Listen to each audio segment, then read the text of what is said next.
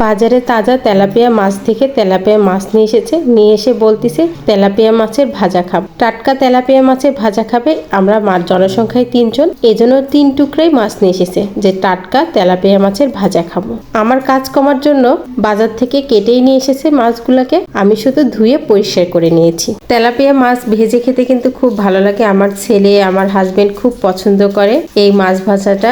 আমি মাছটা ভালো করে পরিষ্কার করে ধুয়ে নিয়েছি। তারপরে আমি মাছটাকে একটু কেটে নিব। একটু বাঁকা শেপ দিয়ে কেটে নিলে মাছের মধ্যে সুন্দর ঝাল লবণ ঢুকবে। তারপরে আমি এর মধ্যে তেলাপিয়া মাছের মধ্যে শুকনো মরিচের গুঁড়া, হলুদের গুঁড়া আর লবণ দিয়ে আমি তেলাপিয়া মাছটাকে মাখিয়ে নিব।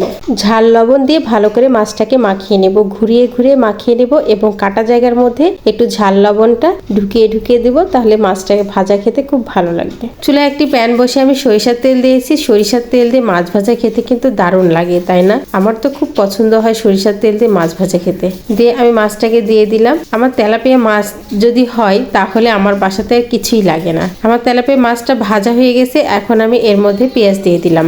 এর মধ্যে পেঁয়াজ দিয়ে পেঁয়াজটা বেরেস্তা করে নিব, তাহলে মাছের মধ্যে পেঁয়াজ বেরেস্তা ফ্লেভারটাও ঢুকবে সুন্দর, খেতেও ভালো লাগবে। এদিকে পেঁয়াজ বেরেস্তাটাও হয়ে যাবে সুন্দর। ভাজা মাছের পুরে যদি পেঁয়াজ বেরেস্তা দেন, মাছের স্বাদটাই যেন বেড়ে যায়। গরম গরম ভাপ উঠা ভাতের সাথে এরকম গরম গরম মাছ ভাজা হলে কেমন হয় বলেন তো?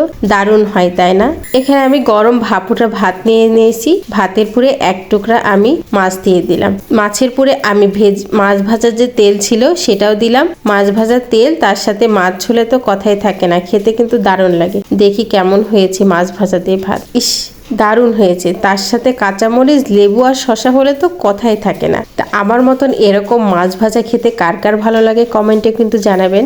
আমার পরিবারে ভাজা মাছ খেতে সবাই ভীষণ পছন্দ করে। ভাজা মাছের যে তেলটা থাকে সেটা আরো বেশি পছন্দ। ভাজা মাছের তেল দিয়ে ভাত মাখিয়ে নিয়ে মাছ দিয়ে খেতে কিন্তু দারুণ লাগে।